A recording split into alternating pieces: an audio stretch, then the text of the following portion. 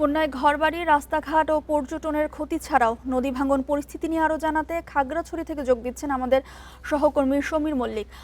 সমীর, বিভিন্ন জায়গায় পানি তো কমতে শুরু করেছে, ক্ষয়ক্ষতির পরিমাণ কেমন দেখছেন এবং বিভিন্ন জায়গায় নদী ভাঙনের কথাও শোনা যাচ্ছে। প্রশাসন থেকে এ ব্যাপারে কোনো ধরনের উদ্যোগ নেওয়া হয়েছে কিনা জানাবেন।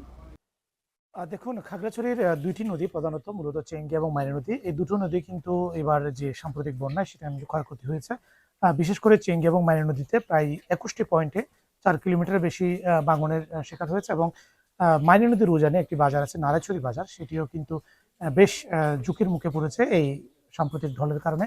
এবং বেশ কিছু জায়গায় প্রতিরক্ষা বাঁধ তৈরি করে প্রাণী উন্নয়ন বোর্ড কিন্তু ইতিমধ্যেই নদীগুলোকে নিরাপদ করার চেষ্টা করেছে। কিন্তু আমরা দেখেছি যখনই পাহাড়ি ঢলের তৈরি হয় সেখানে কিন্তু এই নদীগুলোর নতুন করে ভাঙন শুরু হয়।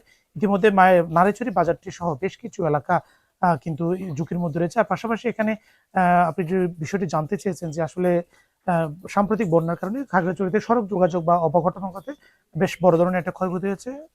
বিভিন্ন অধিদপ্তরের যে হিসাব, বিশেষ করে কৃষি, মৎস্য, একই সাথে সড়ক ও জনপথ বিভাগ এবং এলজিডি নিয়ন্ত্রণাধীন প্রায় যে সড়কগুলো রয়েছে সব মিলে প্রায় 66 কোটি টাকার বেশি কিন্তু ক্ষয়ক্ষতি খাগড়াছড়িতে হয়েছে। এর মধ্যে সড়ক ও জনপথ বিভাগের 9টি সড়কের 11 কিলোমিটার কিন্তু ক্ষয়ক্ষতির শিকার হয়েছে। বিভিন্ন জায়গায় এখানে কিন্তু সড়ক ধসে গেছে। পাশাপাশি বেশ কিছু জায়গায় রিটার্নিং যে ওয়ালগুলো রয়েছে সেগুলো কিন্তু ক্ষতির সম্মুখীন হয়েছে। ইতিমধ্যে সড়ক ও জনপথ বিভাগ থেকে ক্ষতি নিরূপণ শেষ করেছে। তারা বলছে তাদের দীর্ঘমেয়াদে প্রায় 24 কোটি টাকার বেশি যে প্রয়োজন হবে এই সড়কগুলো মেরামত করতে। পাশাপাশি এলজেডি স্থানীয় সরকার প্রকৌশল অধিদপ্তর নিয়ন্ত্রণে সবচেয়ে বেশি সড়ক রয়েছে খাগড়াছড়িতে। তাদের প্রায় 99 কিলোমিটার যে গ্রামীণ সড়ক সেটি যেমন একেবারে নষ্ট হয়েছে, পাশাপাশি তাদের যে কার্পেটিং করা সড়ক সেখানেও প্রায় 21 কিলোমিটার সড়ক নষ্ট হয়েছে। এর মধ্যে 26টি সড়ক আংশিক বা মোটামুটি বেশ ক্ষতি হয়েছে। 3টি সড়কের যোগাযোগ একেবারে বন্ধ হয়ে গেছে।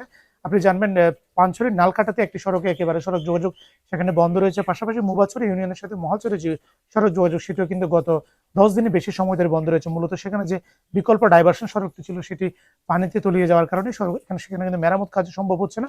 সাধারণ মানুষ, আমরা সেখানে সরজমিনে গিয়েছিলাম, সাধারণ মানুষ কিন্তু বিকল্প পথে বোটে করে সেখানে চলাচল করছে। আমি এই বিষয়টা নিয়ে সড়ক ও জনপথ বিভাগের যিনি এলজেডি যিনি নির্বাহী প্রকৌশলী আনোয়ারুর রহমান, তার সাথে কথা বলছে। তিনি বলেছেন তারা ঊর্ধ্বতন কর্তৃপক্ষের কাছে তাদের যে ক্ষয়ক্ষতি সেটি 28 কোটি টাকার বেশি হয়েছে সেটি নিরূপণ করে তারা কর্তৃপক্ষকে জানিয়েছে। যদি বরাদ্দ পাওয়ার সাপেক্ষে তারা কিন্তু তাদের যে মেরামত কাজ সেটি করবে। এখানে দিঘিনালা, পানছড়ি, মহালছড়ি এবং খাগড়াছড়ি সদর এবং মানিকছড়িতে এই 5টা উপজেলাতে কিন্তু ক্ষয়ক্ষতির পরিমাণটা বেশি হয়েছে। বেশ কিছু জায়গায় কিন্তু গ্রামীণ সড়কের প্রায় অর্ধেক অংশ ধসে যাওয়ার কারণে সেখানে মোটরসাইকেল কিংবা ইজি বাইক ছাড়া অন্য কোনো যানবাহন আসলে চলাচল করতে পারছে।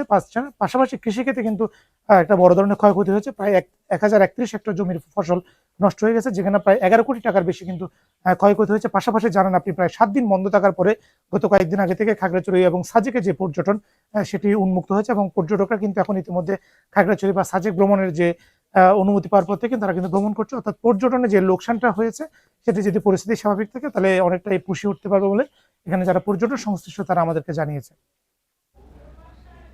খাগড়াছড়ি থেকে বিস্তারিত জানাচ্ছিলেন সহকর্মী সমীর মল্লিক।